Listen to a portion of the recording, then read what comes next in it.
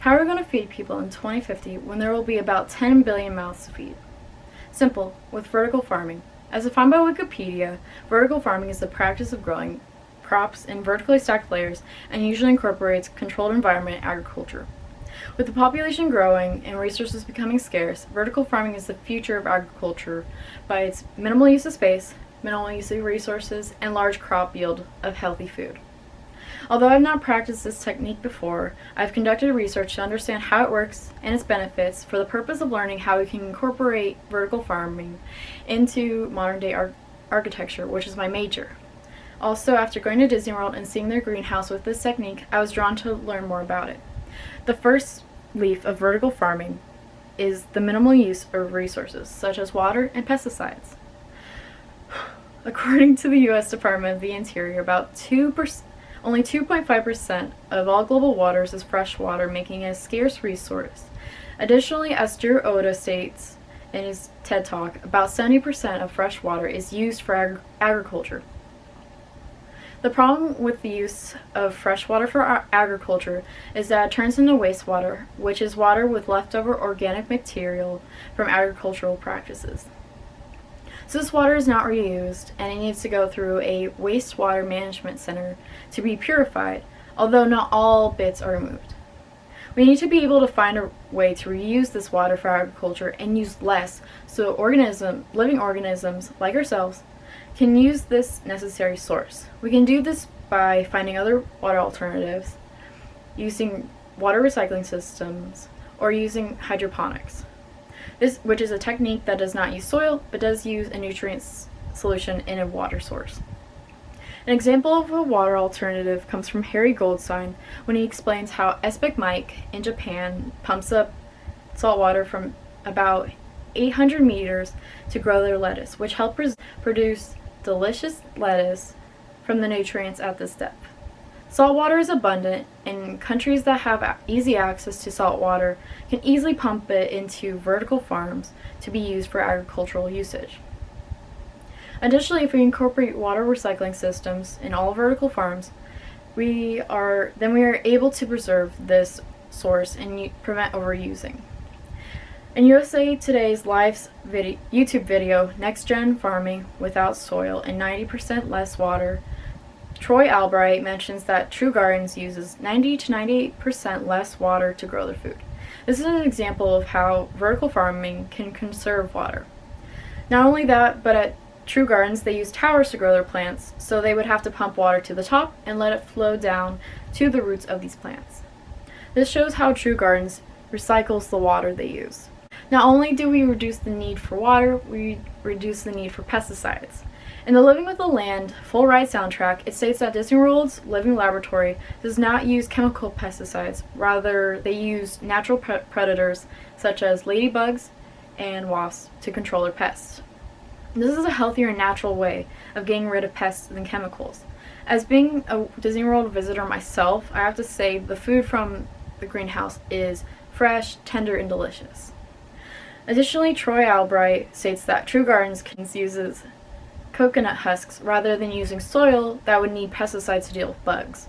Since True Gardens grow their plants this way, they produce organic food, because organic in agriculture means not using anything man-made to grow crops.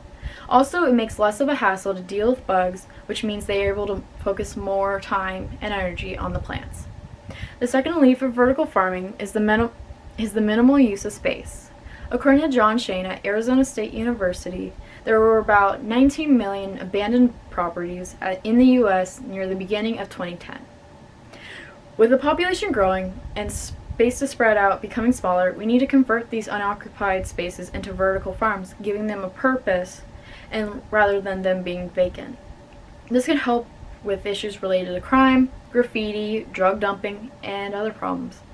Additionally, rather than food going bad due to transportation from a traditional farm to a market, food from vertical farms will provide communities with fresh, locally grown produce.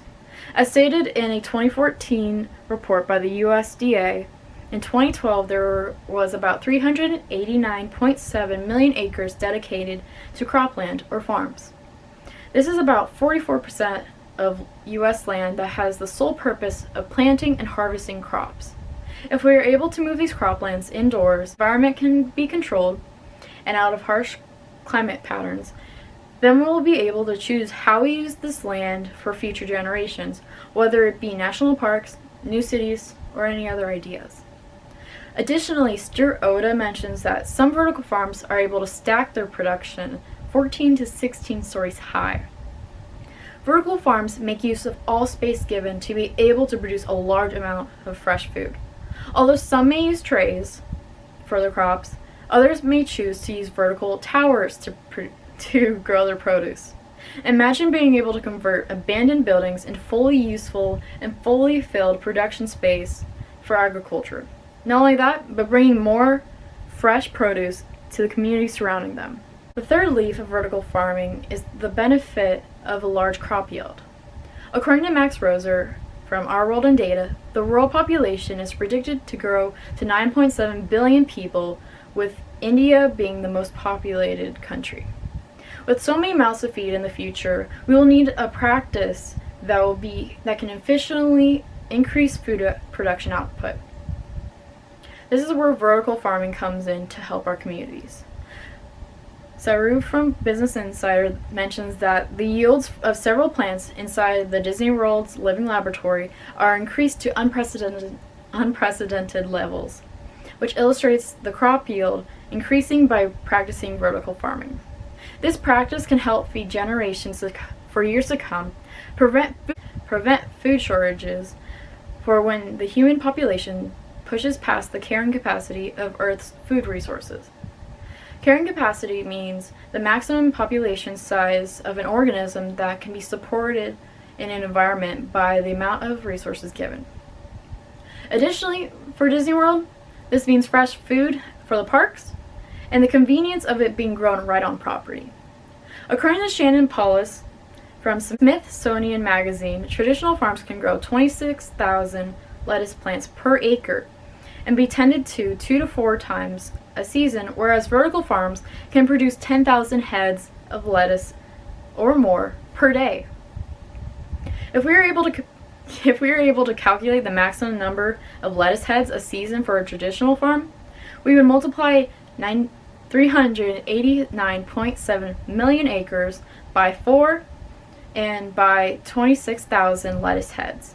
It would bring the U.S. about 40.5 trillion lettuce heads a season.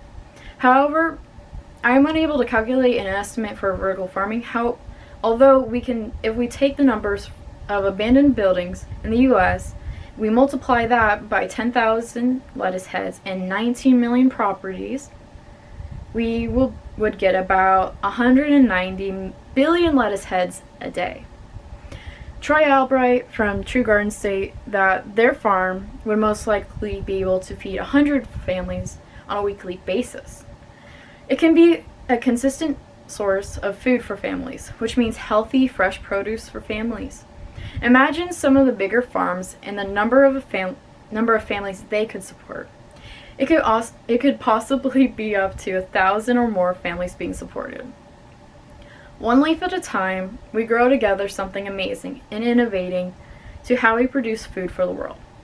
So we see how vertical farms help reduce the water and pesticide usage, how it can take advantage of buildings, and how it can increase the crop yield of fresh, delicious food. To end us off is a quote from Brian Brett and a quote of mine.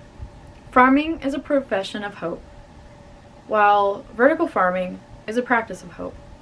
Thank you.